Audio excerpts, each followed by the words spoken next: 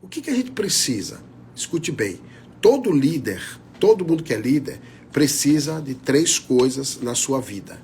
Quais são essas coisas, meu pastor? Essas coisas que um líder precisa. Olha, você tem visto muita gente, e eu concordo, né, com esses coaches aí, que fazem o seu trabalho motivacional, que trabalham para levantar pessoas e até formatar gente. E eu sei que tem gente que sai de estado mesmo assim deplorável, de estado de letargia, que não consegue alavancar na sua vida, mudar a sua sorte, a sua história, e essas pessoas são reorganizadas, né, na sua alma, e elas conseguem colocar a sua vida em ordem. Eu conheço muita gente, eu conheço gente também que começou a sua vida dentro dessa questão e não aconteceu nada, porque isso não depende só de quem está ensinando, é muito mais do aluno que quer aprender, o aluno que está querendo colocar em prática tudo aquilo que ele está ouvindo, né?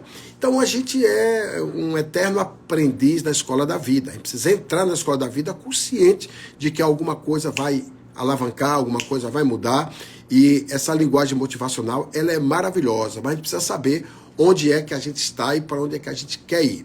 Então eu vou te ensinar 3 passos que um líder precisa ter na vida. Então para isso, chama aí as pessoas e diga assim, olha, tem agora uma live aí, uma live surpresa do apóstolo René Terranova, que está nos convocando, manda aí o aviãozinho. Eu queria que você me fizesse uma pergunta aqui agora, né? E antes de você fazer essa pergunta, quais são os estados que estão aqui? Eu já vi o Amapá que está aqui, já vi o Rio de Janeiro que está aqui, eu já vi São Paulo que está aqui na live. Quais são os estados que estão aí, ó? Minas Gerais, né? Quais são os outros estados que estão aqui? Amazonas, óbvio, está aqui.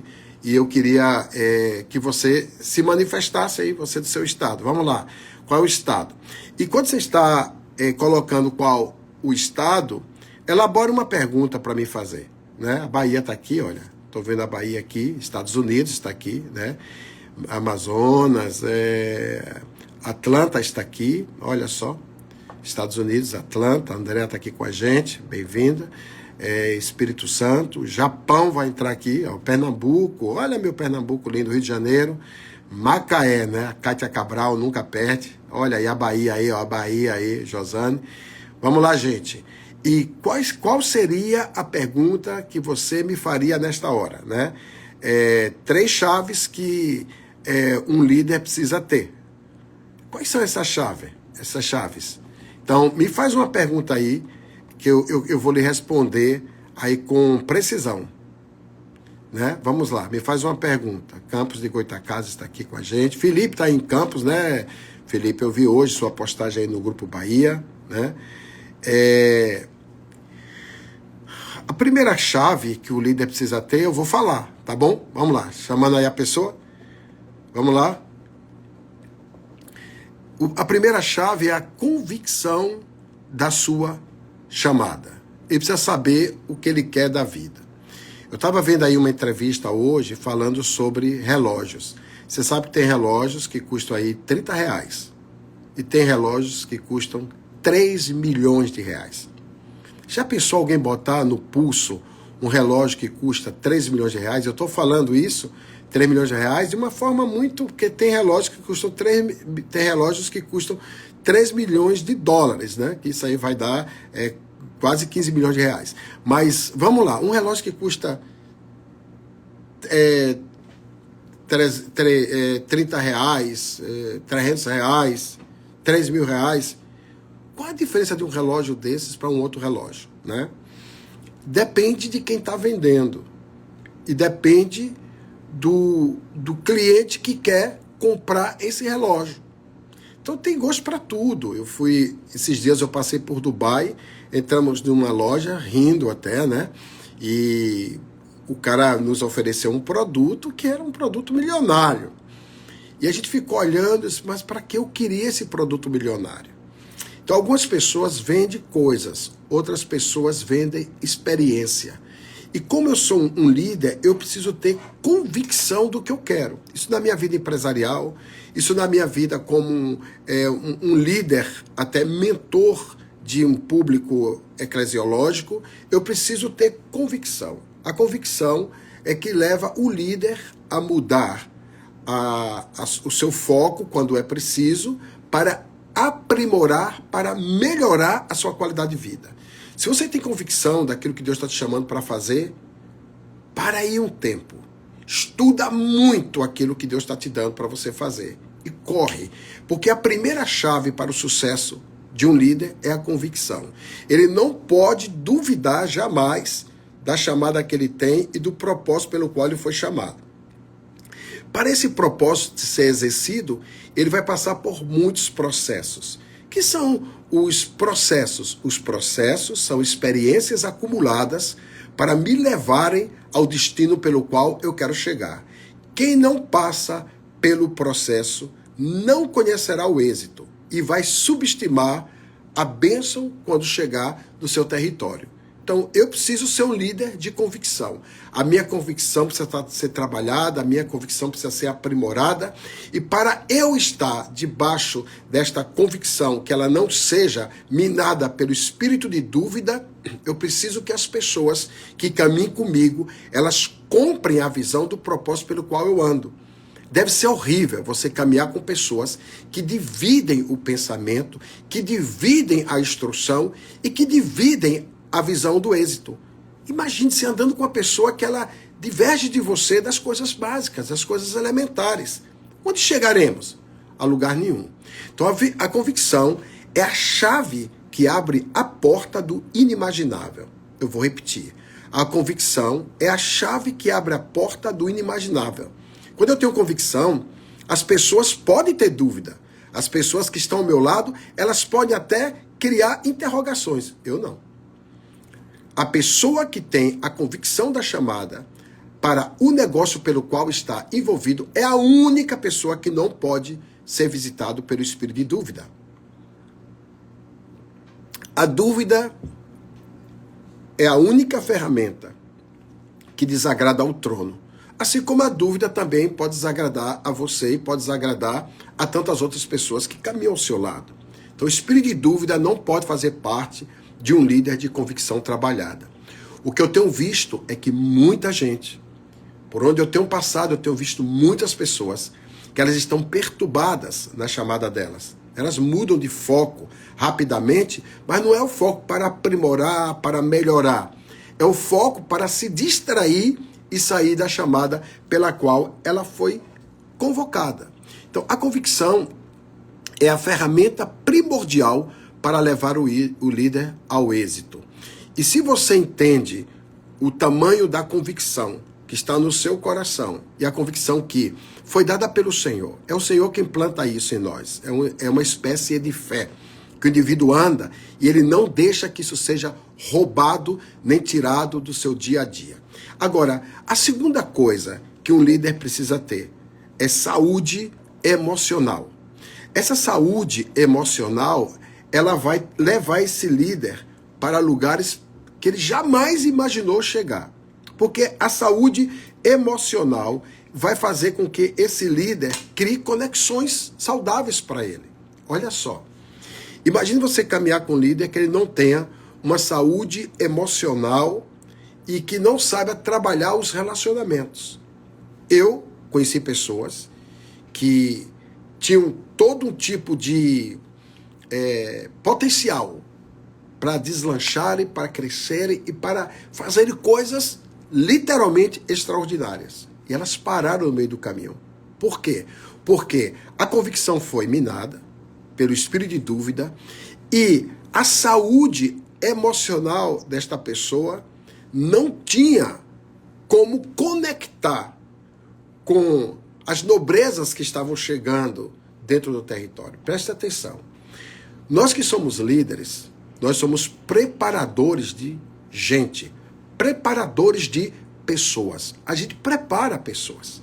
A gente prepara indivíduos para caminharem conosco.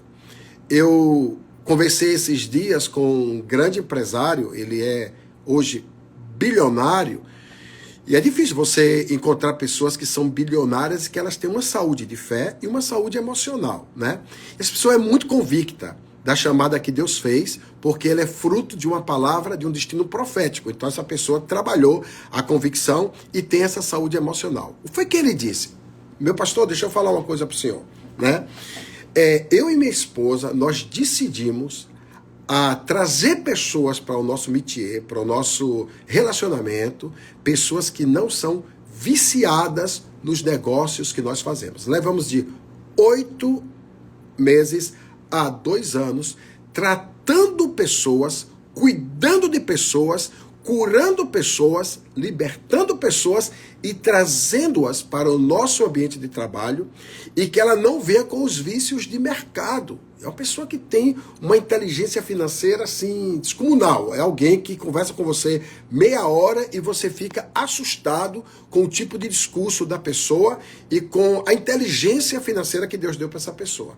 Então, essa pessoa começou a mostrar, né, como ele teve êxito. Ele tem hoje, eu diria centenas de funcionários que são pontas de lança da empresa dele, mas o que ele disse, eu trago essas pessoas, eu planto nessas pessoas a convicção do nosso trabalho, mostrando qual é a visão e a missão da empresa. Depois disso, nós vamos mostrando que a nossa convicção não pode ser minada. Ele falou isso em outras palavras.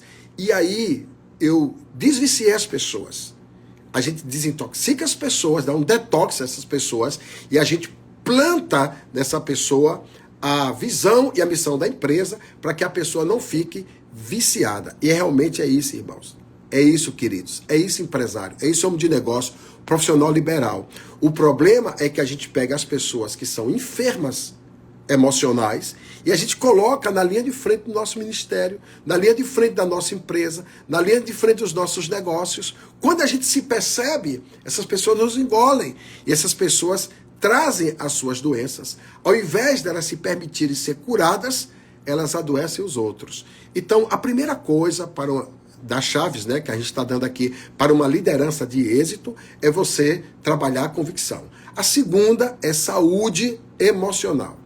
A saúde emocional, eu diria que é uma das ferramentas fundamentais para que o ambiente que você viva tenha pleno sucesso ou um êxito extraordinário.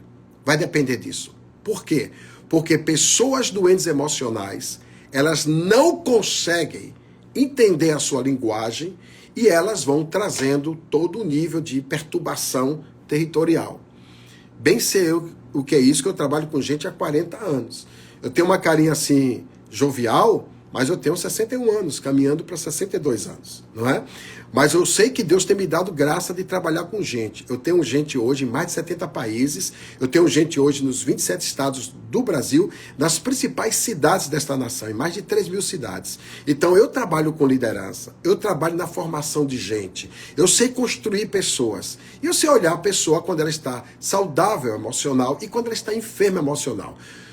Não que a gente no meio do caminho não se enferme, não que a gente no meio do caminho não receba uma seta e talvez até arrefeça algumas coisas. Mas na maioria das vezes, nós precisamos como líderes dar a volta por cima, estarmos bem. E nós temos algumas ferramentas para isso. Nós temos a palavra que nos limpa, né? Lembra aquela palavra de Jesus lá em João 15? Vós já estáis limpos pela palavra que eu vos tenho dado.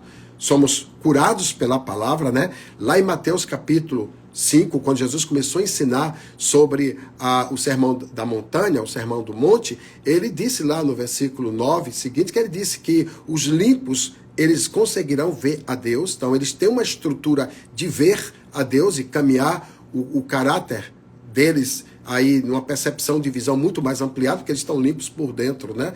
E os limpos de coração, esses, além de verem a Deus, eles conseguem enxergar a realidade do território.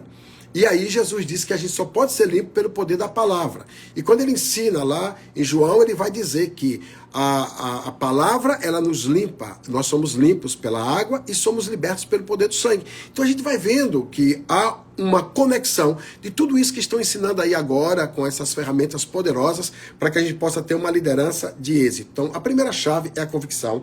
A segunda chave é a saúde emocional. Mas temos uma terceira chave. A terceira chave é um remédio. É um remédio para mim e para você, né? São 3 níveis de conhecimento. É conhecer a Deus, conhecer a si mesmo e conhecer quem anda conosco, não é? Conhecer a Deus, conhecer a nós mesmos, conhecer aqueles que caminham conosco. Olha, eu tenho uma convicção, eu tenho saúde emocional, mas preciso ter esses níveis de conhecimento, não é? Agora, conhecer a Deus é aquilo que está lá no livro de Amós 6:3. Conheça a Deus, mas não pare de conhecê-lo. Siga e prossiga em conhecer a Deus, assim como a alva é certa. Então virá a chuva seródia sobre você, a chuva temporã. Ou seja, um tempo extraordinário, um tempo onde a bênção do Senhor vai estar estendida sobre nós, aberta sobre nós, e a graça dele nos marcando para que a gente tenha essa vida que está lá em 1 Timóteo capítulo 4, do versículo 1 ao versículo 4, que vai falar sobre uma vida tranquila e sossegada, uma vida ornada pelo poder da palavra. Então, conhecer a Deus é o primeiro passo, né, para que a gente possa entender qual é a ferramenta que vai me fazer um líder de êxito no território pelo qual eu tramito. Eu não posso, como um homem de Deus, você não pode, como uma mulher de Deus, você como um líder, de estar trabalhando sobre líderes e mostrando quem é o Senhor na sua vida, quem é esse Deus tão poderoso no seu histórico, se você não o conhece. Eu tenho visto pessoas que elas começaram como um foguete, até ouvi a Dick está aqui na live falando, né? Hoje o foguete só sobe, ele nunca desce, né? Então ele sobe, não tem como voltar atrás. Então a gente tem que subir.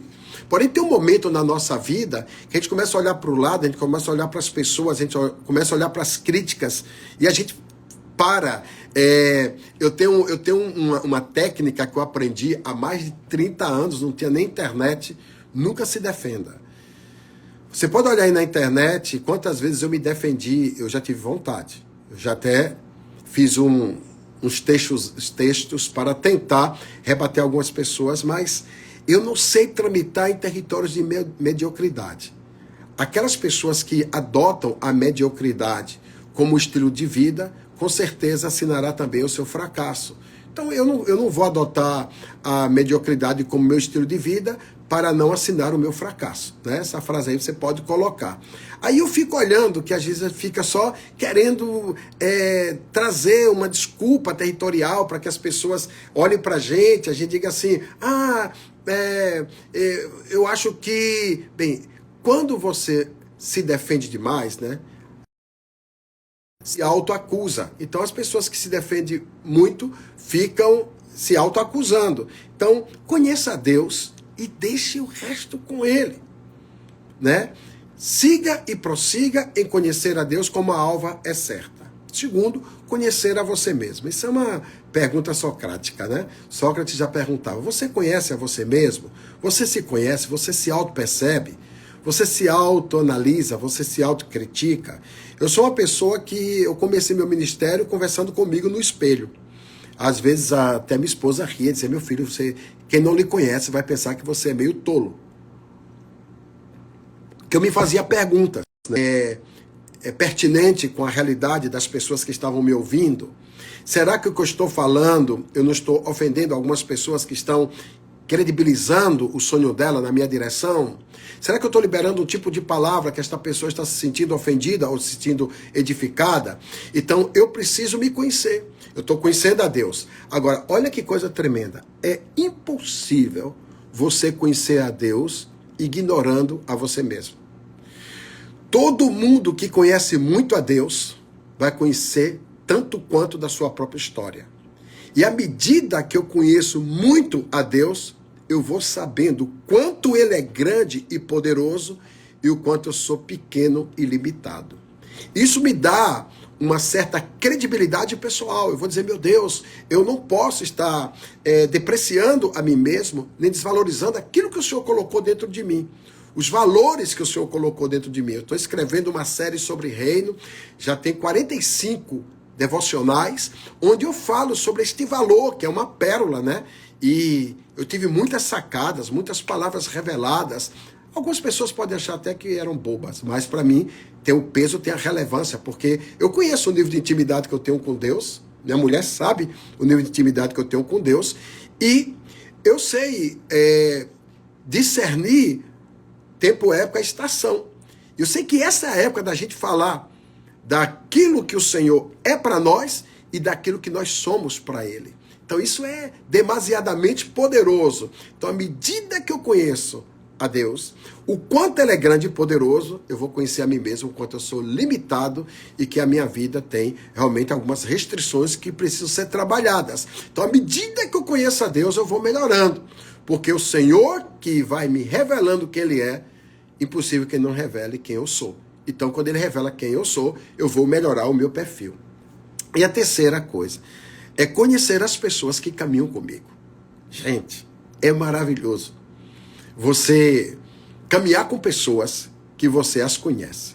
Mas também é tenebroso quando você diz assim, poxa, eu trabalhei com essa pessoa há tanto tempo e eu não conheci essa pessoa. É porque as pessoas, elas mudam. Isso mesmo, elas mudam. Elas mudam para melhor, elas mudam para pior. Infelizmente, isso é uma verdade. Tem pessoas que revelam o seu caráter. Tem pessoas que bebem de um veneno. Tem pessoas que se impressionam com a internet. E tem pessoas que mudam o coração. Eu me lembro que Saul era um cara extraordinário. Deus escolheu Saul e ele era um caçador de jumentas, né? Mas Deus disse que ele tinha um coração bom. Ele se escondia para ele não querer aparecer.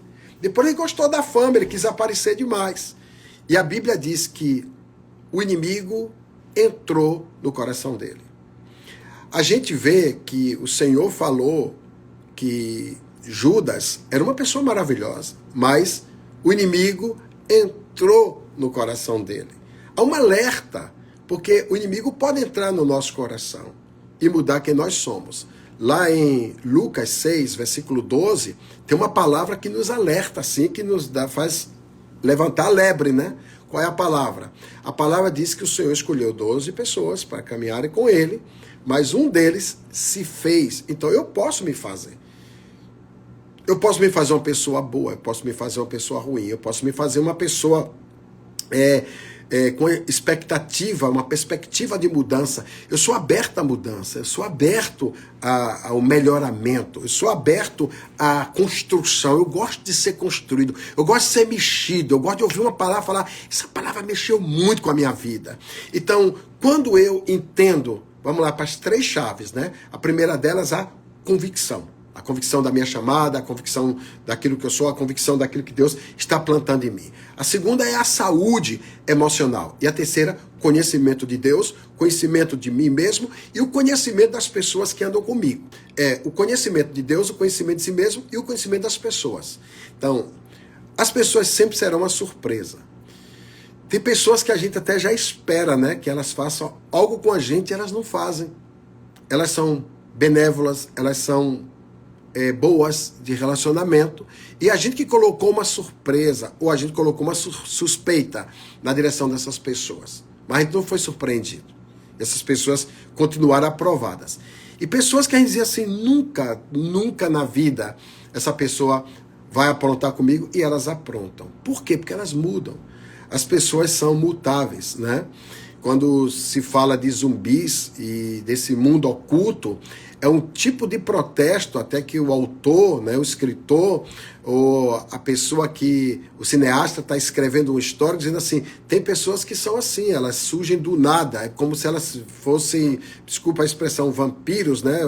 Desculpa aí, tá na era de Halloween, muito fantasmas malignos aí pela cabeça do povo, uma atmosfera de malignidade, né? Mas assim, é como se as pessoas elas programassem para nos pegar. Elas fossem uma espécie de veneno da serpente e elas nos picassem. Mas tem pessoas que são maravilhosas, elas vivem conosco a vida toda e elas estão na proposta de melhorar.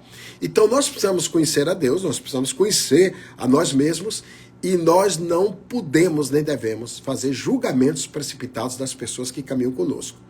Porque o tempo é o relógio da verdade e o tempo revela caráter. O tempo mostra exatamente quem são as pessoas que caminham com a gente ou as pessoas que estão ao nosso lado. Algumas nunca vão nos decepcionar. Vão para a eternidade, como eu tive discípulos que já foram para a eternidade, e eu choro quando lembro deles, né?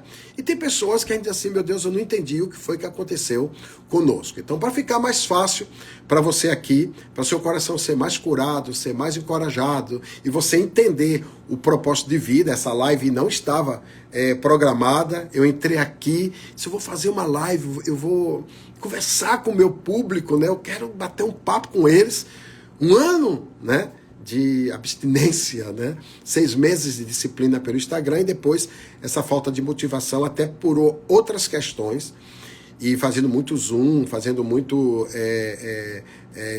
reunião interna. Mas vamos lá. 3 chaves que vão estar aí estabelecendo o êxito na vida de um líder. Chaves de um líder de êxito que vão formar uma liderança de êxito. A convicção, né? A saúde emocional e o conhecimento de Deus, o conhecimento de si mesmo e das pessoas que caminham conosco. Se nós tivermos essas coisas bem elaboradas em nós, com certeza, nós não seremos apanhados de surpresa, o inimigo não vai bater à nossa porta.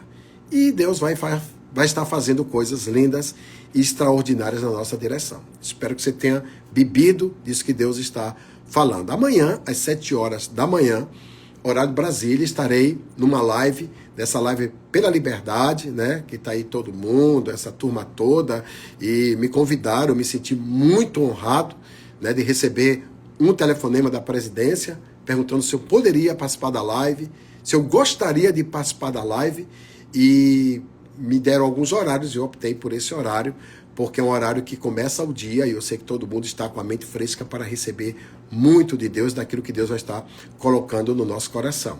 E é bom saber que nós estamos nesse cenário aí. Mas eu queria, antes de orar por você e profetizar uma palavra para a sua vida, eu gostaria que você aqui falasse o que foi essa live para você, essa live surpresa. Essa live para mim foi, essa live para mim teve, essa live para mim ministrou. Então vamos lá, o que é que Deus vai estar falando com você, o que Deus ministrou no seu coração sobre essas chaves, né, de um líder de êxito que precisa ter, que esse líder precisa ter, como a convicção, a saúde emocional, o conhecimento de Deus, o conhecimento de si mesmo, o conhecimento daquelas pessoas que caminham conosco, que a gente nunca faça um julgamento precipitado, nem premeditado, e o nosso coração tão assaltado e magoado e assustado, talvez até coloque resistência das pessoas que estão chegando ou as pessoas que estão até ao nosso redor.